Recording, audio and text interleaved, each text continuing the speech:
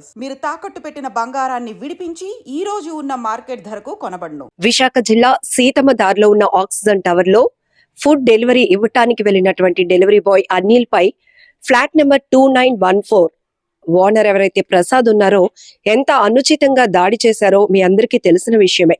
So ఇప్పుడు మనం delivery boy వాళ్ళ సొంత ఊరికి వచ్చాం. వాళ్ళ అమ్మా నాన్నతో అలాగే చుట్టుపక్కల వాళ్ళతో కూడా ఒకసారి మాట్లాడదాం. ఏం జరిగింది? ఇది 21వ తేదీన రాత్రి వెలుగు చూసినప్పటికీ ఇప్పటికీ కూడా పోలీసులు ఇన్వెస్టిగేషన్ జరుగుతూనే ఉందని చెప్తున్నారు. ఒకవైపు ప్రసాద్ పైన పలు సెక్షన్స్ కింద కూడా కేసు ఫైల్ చేశాము, అందులో అట్రాసిటీ కేసు కూడా ఉందని చెప్తున్నారు. మరొక వైపు ఈ డెలివరీ బాయ్ అనిల్ అక్కడ పని మనిషిగా చేస్తున్న మౌనికపై అసభ్యంగా ప్రవర్తించడం వల్లే కొట్టాను అని ప్రసాద్ వివరణ ఇవ్వడంతో ఇటు ఆ అమ్మాయి ఇచ్చిన కంప్లైంట్ మేరకు డెలివరీ బాయ్ అనిల్ పై కూడా కేసు ఫైల్ చేశామని ఏసీపీ చెప్తున్నారు. అసలు ఏం జరిగింది? తల్లిదండ్రుల దగ్గర ఏ పిల్లలు అబద్ధం చెప్పరు కదా. ఏం జరిగింది? అసలు వీళ్ళకేం చెప్పాడు అనిల్ ఇంటికి వచ్చిన తర్వాత? ఆ విషయాలు తెలుసుకుందాం. ఇది 21వ తేదీన జరిగింది కదండి. ఆ తర్వాత మీ అబ్బాయి ఎప్పుడు మీ ఇంటికి వచ్చాడు? హాస్పిటల్లో కూడా జాయిన్ అయినట్టున్నాడు. జాయిన్ అవ్వలేదమ్మా. అప్పటికి గొడవ జరిగింది అనే సంగతి మాకు కూడా తెలియదు.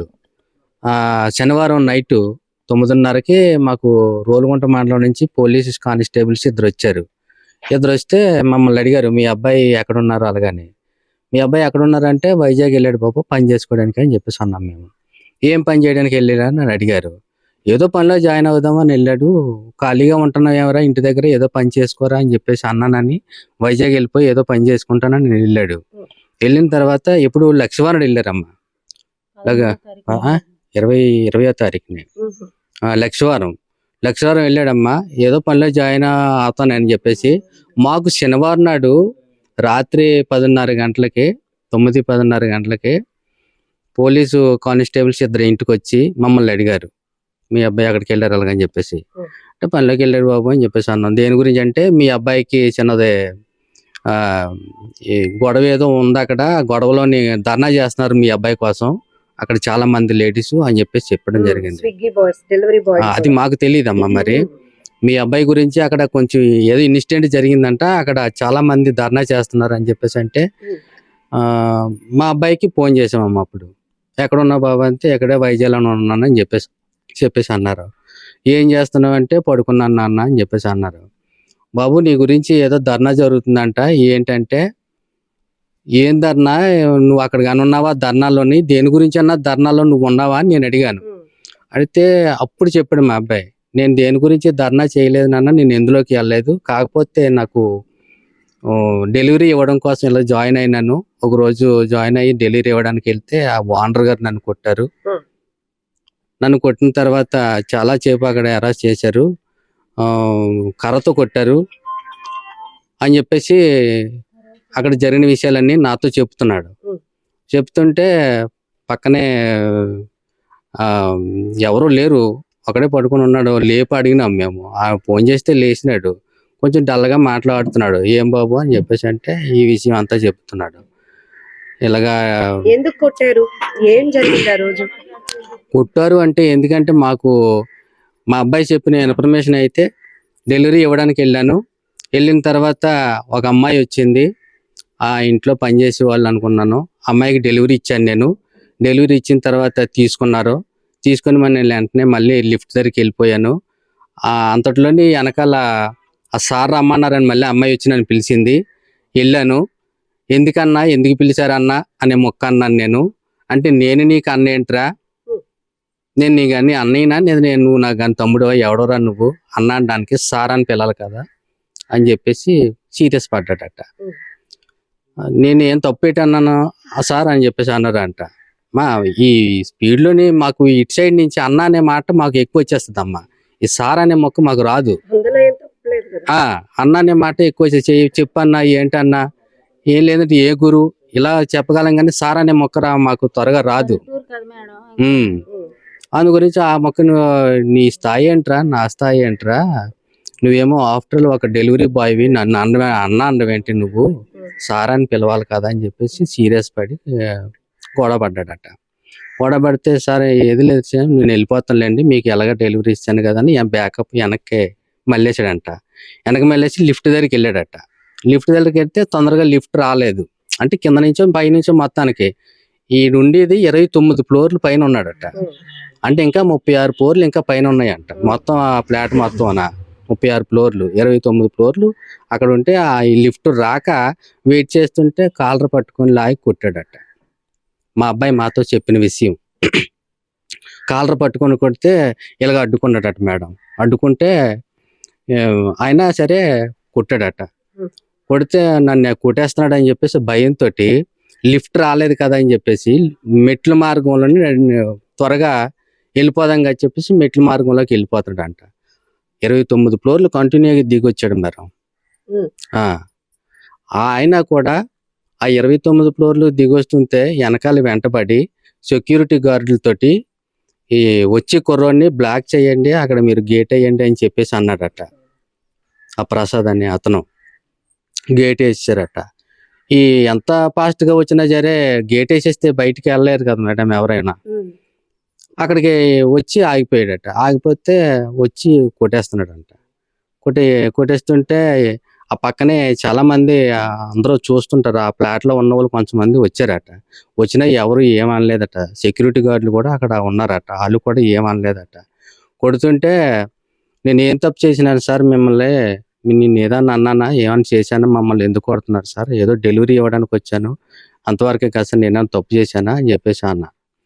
అంటే ఆ అమ్మాయిని నువ్వు మేడం అని అనలేదు కదరా అని చెప్పేసి అన్నారట. నన్ను అన్నవి ఏంట్రా నువ్వు అని చెప్పేసి అన్నారట.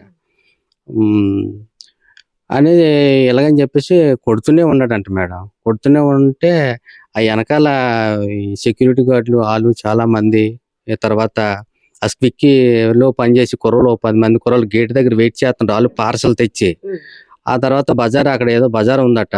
ఆ బజార్లను కూడా చాలా మంది ఆడవాళ్ళు మగవాళ్ళు చూస్తున్నారంట. చూస్తుంటే వాళ్ళు కూడా అడిగారట, ఆ బాబుని ఎందుకు కొడుతున్నారు మీరు, అంత దారుణంగా ఎందుకు కొడుతున్నారు అని చెప్పేసి. అంటే మీకు సంబంధం ఏంటమ్మా, మీరు బయట ఉన్నారు కదా, మీరు బయట ఉన్న వాళ్ళు మీకు సంబంధం, మీరు వెళ్ళిపోండి, ఈ కుర్రాడు ఏం చేశాడు మీకు తెలుసా, అందుకే కొడుతున్నాను అని చెప్పేసి ఆయన వాళ్ళకి చెప్పడం జరిగిందంట. వాళ్ళేమో మరి బయట ఉన్న వాళ్ళు ఎవరు అడగలరమ్మా, ఏదో తప్పు చేసినట్టు అని చెప్పేసి అని అనుకుంటారు తప్ప. అప్పటికే బట్టలు కూడా ఇప్పించాడు లేదమ్మా, మా అబ్బాయి బట్టలు కూడా ఇప్పించడం లేదు. తర్వాత కొట్టేసిన తర్వాత బట్టలు ఇప్పేమన్నాడట. కొట్టేసిన తర్వాత బట్టలు ఇప్పించేసి ఈ రూమ్ ఉంటది కదమ్మా, సెక్యూరిటీ గార్డుకి ఒక రూమ్ ఉంటది కదమ్మా, ఆ రూమ్ లోకి వెళ్ళి తీసుకెళ్లి బలవంతంగా లెటర్ రాయించాడంట. అంటే బయట ప్రజలు అడిగారు, అబ్బాయి తప్పు ఏంటి, కొట్టారేంటి మీరు అని చెప్పేసి అని అడిగితే, నా వల్లే తప్పు జరిగింది అన్నట్టుగా బలవంతంగా లెటర్ రాయించుకొని సంతకం పెట్టించుకున్నారట. ఒక లెటర్ రాశాడటమ్మా. లెటర్ రాసిన తర్వాత ఈ కొట్టిన తీవ్రత మీద కొంచెం షేక్ వస్తుందమ్మా, ఎవరికన్నా కొంచెం ఒడుకులా వస్తుంది కదా, దాని మీద లెటర్ బాగా రాయక అర్థం కాక బాగా రాయని చేసి మళ్ళీ కొట్టుకుంటే ఇంకో 2 లెటర్లు రాయించాడటమ్మా అతను. అంటే ఈ లెటర్ రాయించి మళ్ళీ ఇంకో లెటర్ రాసి దాని మీద సంతకం చేయించుకొని నా వల్లే తప్పు జరిగింది అన్నట్టుగా రాయించుకొని బట్టలు ఇప్పేసి నువ్వు వెళ్తే, బట్టలు ఇప్పేసి బయటికి వెళ్తేనే నిన్ను వదులుతాను, లేకపోతే వదలని చెప్పేసి అన్నారట.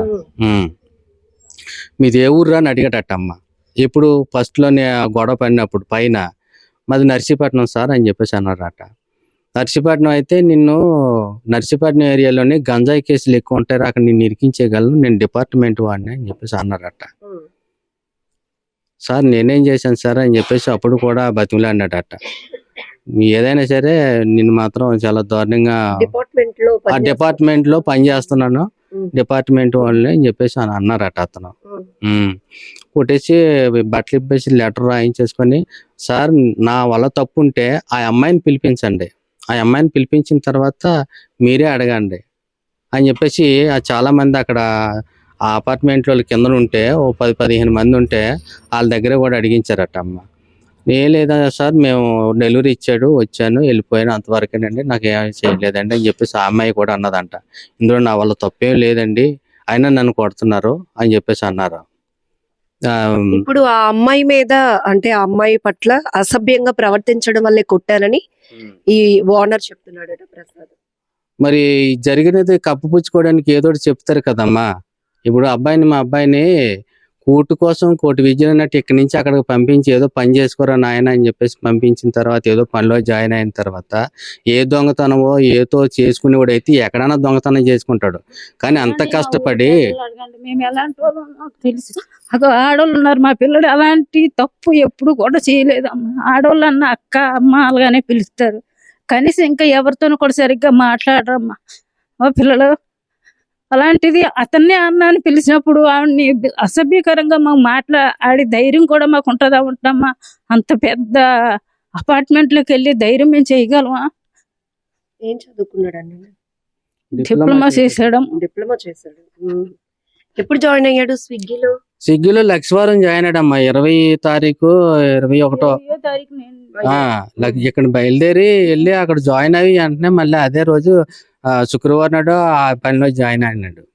సోమవారం నాడు అంటే వెళ్ళిన రోజు ఇంటర్వ్యూకి వెళ్ళాడట. దేనికి ఇంటర్వ్యూకి వెళ్తే శనివారం నాడు జాయిన్ అవ్వు అని చెప్పేసి ఇంటర్వ్యూ లెటర్ ఇచ్చిందంట. ఇంటర్వ్యూలోకి వెళ్తున్నా వెళ్ళేటప్పుడు ఖాళీగా ఉండడం ఎందుకు అని చెప్పేసి స్విగ్గీలో నేను లాగిన్ అయ్యి మొత్తానికి ఏదోలాగా ₹1 డబ్బులు వస్తాయి కదా, మన ఖర్చుల కన్నా పని చేస్తాయి కదా అని చెప్పేసి వెళ్తే ఈ విధంగా మా అబ్బాయిని